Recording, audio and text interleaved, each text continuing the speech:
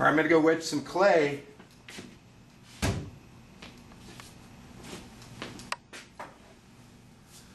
Well, I was going to wedge some clay, but somebody left me a little gift here. This table is really dirty. I can't wedge clay on this. Housekeeping reminder, clean your spaces. This should never be left like this for me or anybody else in the studio. All right, so that's your reminder for housekeeping. Clean your surfaces. Next, we're going to go over to the wheel. We're going to learn the next demo. That was stupid. Are you going to start over? No. We're going to go to the wheel.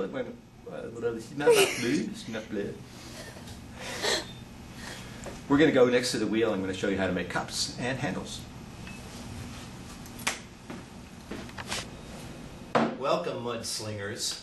Today we're going to learn about cups. That's your next assignment. And cups essentially are variations on cylinders. So we're going to show you different ways to modify cylinders. Now what I want you to do, grab your guidebooks, pause this video, and run and grab your guidebook. Do not play this video any longer. Stop. Okay, you got it? So what I want you to do is turn to the page on cups, and I want you to follow along with me because there's several steps in here that I want you to be able to look at in the guidebook as we go through the demo, okay? All right, got it? Okay, so I'm assuming your cylinders are well on their way and that you're able to throw a reasonably straight, evenly thick walls for your cylinders, and we're ready to move on to something more exciting. Now we're going to be making vessels that you can actually use. So I'm going to give you a couple of demos on how to vary cylinders. Okay, first I'm going to throw a cylinder. In your guidebook, you'll notice that I give you a list of things that you can do to vary the cylinder. So I'm going to start with a cylinder, open it up, compress, volcano, drive, drive, drive, drive, drive.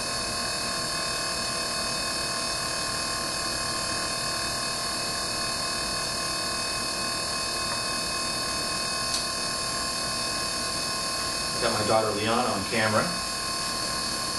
You getting this?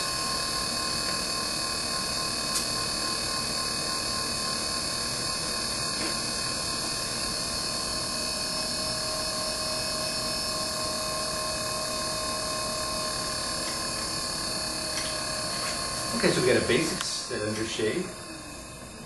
Mop out the water.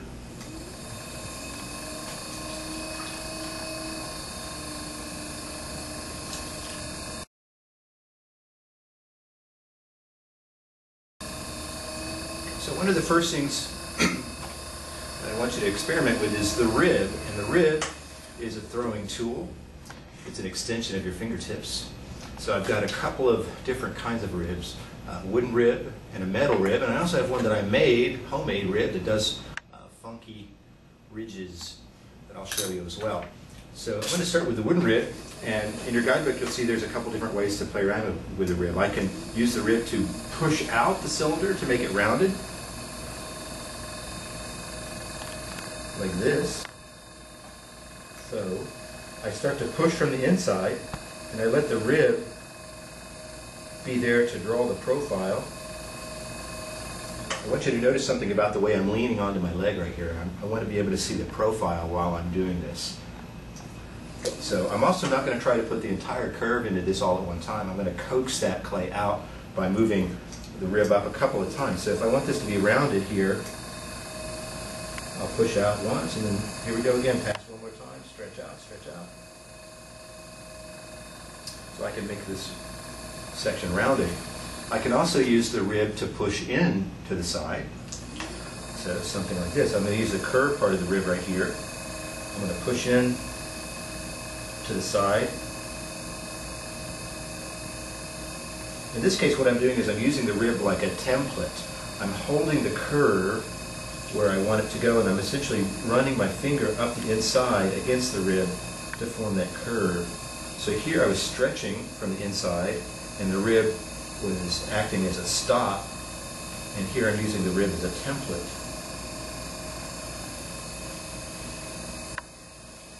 course, the next question in your mind is, what else can you do with a rib? Is that all you can do? But of course not. Let's play around with it. So I'm going to push this back into a cylinder. Take a look, for example. Let me straighten this a little bit. That's the metal rib. The metal rib allows you to do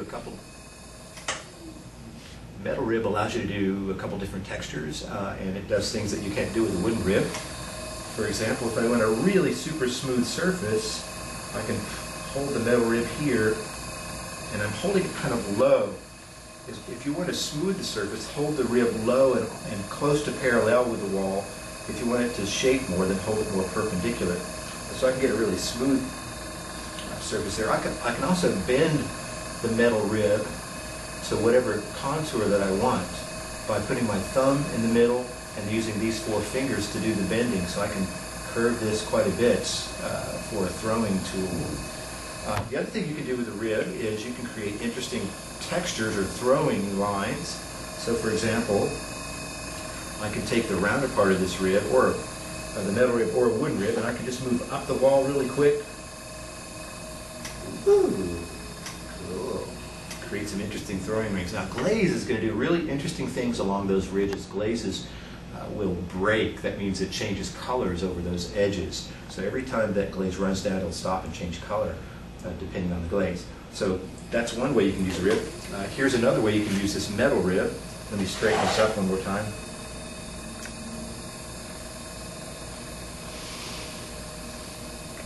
This metal rib has a bit of a sharp edge right here that actually makes a pretty interesting texture on the side of the pot.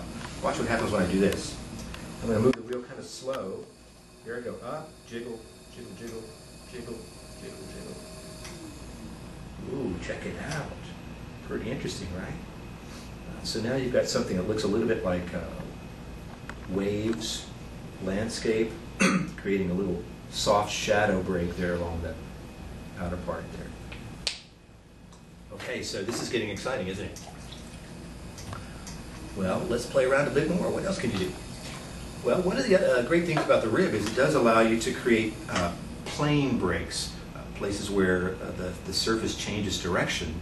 So for example, if I want to, I can take this wooden rib, and I can use any side of this rib that I want to. I can use the short side, or the straight side, or the curved side, or even the tip. I'm going to make a new plane change here at the bottom. I'm just holding the rib here like a template. Dad, can you do the, I can use the short side or the plain side or even the curved side part again, because I kind of went like... Right. Are you rolling? You rolling? Wait, hold on. I need to listen this up. It's too jumpy. Okay. So should I change this so I can start it again?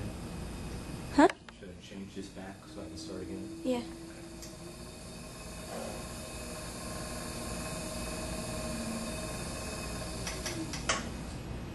Okay, so just hold the rib down a little further down. There, that's good. And just explain the parts of the rib again. Okay, we rolling? Mm-hmm. So I can use this wooden rib on any of the surfaces that has straight, short side, curved side, or even the points of the tool. I'm going to use the rib next to create an interesting plane change on this cylinder by using the short side of the rib as a template to create an angle here and a break.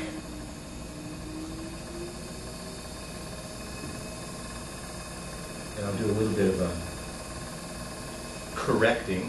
Let me also show you what you can do with just your fingers. Actually, let me show you this other rib first. So here's one I made out of a piece of formica. I used a file to create little grooves in the rib that add some interesting textures. Can you see this at all? No, you're holding it up like, so here I have this little thing I made of formica, and it was out of the camera. I realized that after I set it up here. Okay, so just put it down and pull it out and say, so here I have this. Okay, go ahead. Okay, go. Did Hannah have a question? Oh no, she was just standing there. Okay, go. I also have the homemade rib that has a bunch of different textures on it that allow me to do more with the surface. Let me show you how I use this. I'm going to put the rib against the pot and then push gently from the inside. I'm going to stop and get some water.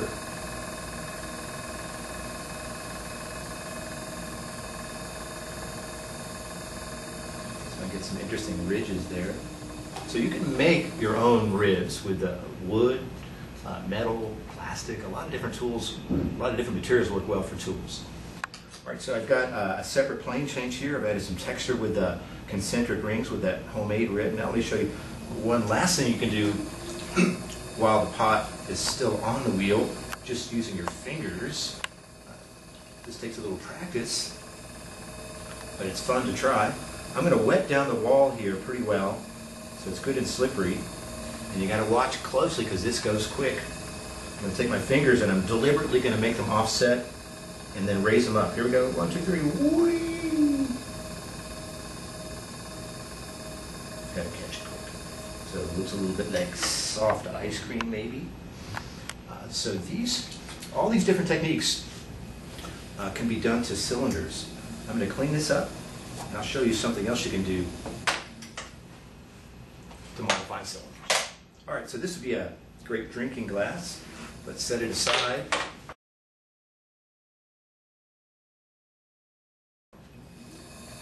Now this time I'm going to show you something I call throwing into the curve, which means I'm going to throw a cylinder, but before it's fully cylindrical, I'm going to make a bubble, and then I'm going to throw a curve at the same time as I raise it up.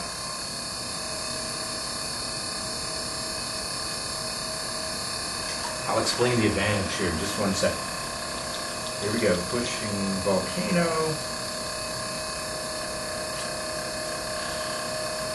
We'll go 1 pull, 2 pulls. So this is maybe 2/3 of the way thrown as a cylinder. So what I'm going to do, instead of throwing a straight cylinder and then stretching it out, I'm actually going to make a bubble and then let my inside hand draw a curve while I'm throwing. What that's going to do is it's going to put more clay into the curve, which means I can stretch it farther for a more rounded form. If I just start with a straight cylinder, when I stretch it, just like a balloon, it gets thin and it can get fragile. So this is going to let me make a more dramatic curve. Here's what it looks like. Push in, there's my notch. As I raise up, left hand pushes out, push out, push out, push out. Come back in, come back in. So you see I threw this bulge at the same time. Now here's where the metal rib really shines. I'm going to take the metal rib and I'm going to stretch out this rounded section even further, which is something I couldn't do with just a straight cylinder. So here I go. I'm going to put the bend right on here, and I'm going to push from the inside using this rib like a template. Just holding steady, elbows flying. Watch how far I can push this before it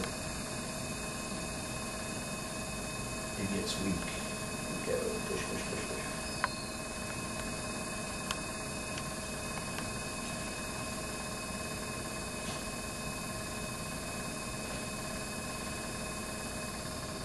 This is a really dramatic curve. If I tried that with the cylinder, it would flop.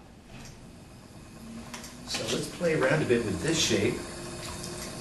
Take a look at your guidebooks. What else can I do? Well, I've done just about everything I can do to this piece while the wheel is spinning. But there's still more that can be done after the wheel has stopped.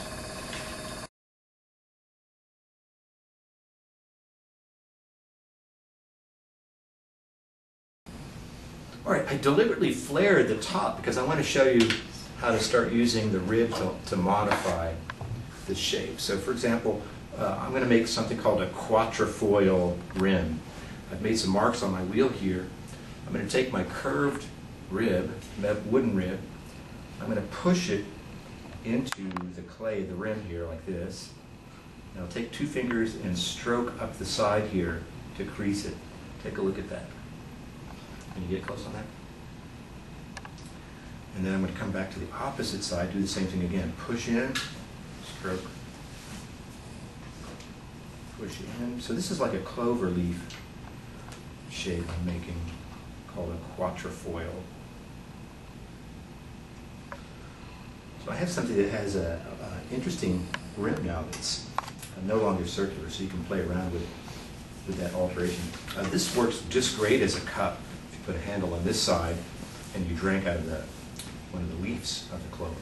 Let's also play around with the same approach on this round part here.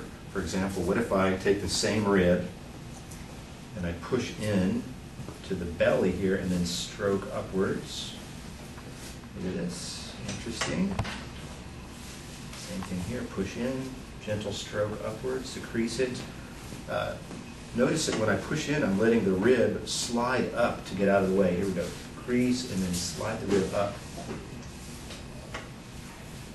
Crease, slide the rib up. Like this, and then you do a little correction if you need to bring it back to square. So now this form looks nothing like a cylinder. Very organic form. It looks a little like the Pillsbury Doughboy, you know, like you stick your finger in his belly. Okay. So this clay is a lot like flesh at this stage. It's soft, it's pliable. So there's a lot of fun you can have with that. Okay, so there's the major ways to alter the cylinder while it's still on the wheel. What else can we do? Well, we can wait for it to get to the leather hard stage once it's stiffened up, and we can start cutting into the rim. We can cut into the foot. We can add appendages. So even now, there's still more that can be done on this cylindrical form to make it more interesting. So lots of possibilities here. We've got using the rib to push out, using the rib to push in, using the rib to create textures, using your fingers to create textures. We can use the rib after it's been thrown to alter it. So there's a multitude of ways that you can modify these shapes to form them into interesting cups. So next thing we're going to do is work on handles.